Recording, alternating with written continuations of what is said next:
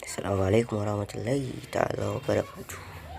Barkanku da sake saduwa a cikin wannan YouTube channel namu mai suna Best Hausa TV.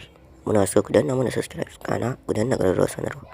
Idan yau ne farkon shigowa ka wannan channel, ka danna mana subscribe kana ka danna ƙararrawar sanarwa domin samun zafafa kuma ƙayatattun shirye-shiryen masu gabatar. To a yau dai muna ɗauke da labaran Hamisu Breaker da Kawu ɗan Sarki.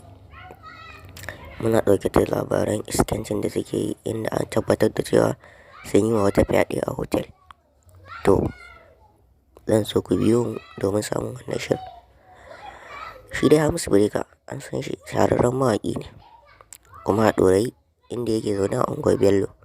Shi kuma Kawu ɗan Sarki shi ma ya ɗan shigo wannan sana'ar fim ɗin ne kuma ya ɗan shahara sosai. Babu jimawa suka haɗa baki suka je suka tafi hotel da wata yarinya suka yi mata fyaɗe, inda an tabbatar da wannan abun ya kasance. To masu kallo, domin samun wannan cigaban shirin muna so ku danna mana subscribe kana ku danna ƙararrawar sanarwa domin samun wannan ƙayatattun kuma shirye-shiryen zafafa wannan hotel. Shi dai Hamisu Breaker ba kowa bane face Hamisu Sa'id, wanda aka fi sani da Hamisu Sa'id, amma an fi kiran shi da Hamisu Breaker, inda jarumin ya yi fice a san iya waƙoƙi.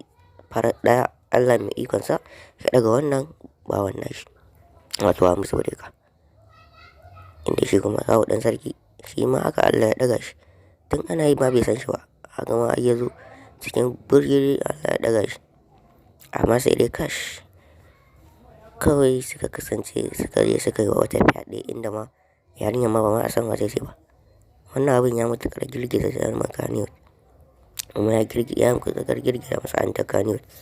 Ne dai Kawu ɗan Sarki da sabon mawaƙi ne, amma yana tafe da wannan abun ko nan gaban me za a yi. To masu kallo ku ci gaba da bibiyan mu samun shirye-shiryen wannan shirye-shiryen masu ƙayatarwa. Idan yau ne farkon zuwan ka wannan channel, muna so ka danna mana subscribe kana ka danna ƙararrawa domin samun ci gaba shirye-shirye masu ƙayatarwa.